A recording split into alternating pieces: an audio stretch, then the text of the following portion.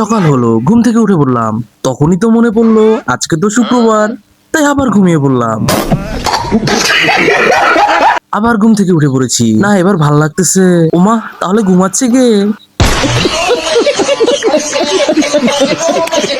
সকাল সকাল রেডি হতে আয়নার সামনে চলে আসলাম। না, নিজেকে দেখে তো হ্যান্ডসামই লাগতেছে, শুধু পকেটে টাকারই অভাব। যা, কিছু ভালোই লাগে না আমার। আয়নার সামনে এসে চুল আঁচড়াতে শুরু করে দিলাম, কারণ এলোমেলো চুলে তো আমাকে আয়নাই চিনতে পারে না। আজকে অনেক কাজ করব, তাই কম্পিউটারের সামনে এসে বসে বললাম। ওমা, এ তো দেখি কম্পিউটার অন করতে গোপাল ভাঁড় সামনে চলে এসেছে। গোপাল ভাঁড় দেখতে শুরু করে দিলাম। ওমা, আমরা তো দেখতে পাচ্ছি প্লে বাটনও আছে।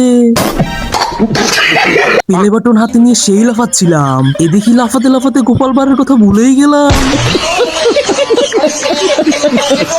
সবাই লাইক করে সাবস্ক্রাইব করে দাও আর শেয়ার করে যাও আমার প্লে বাটনের জন্য।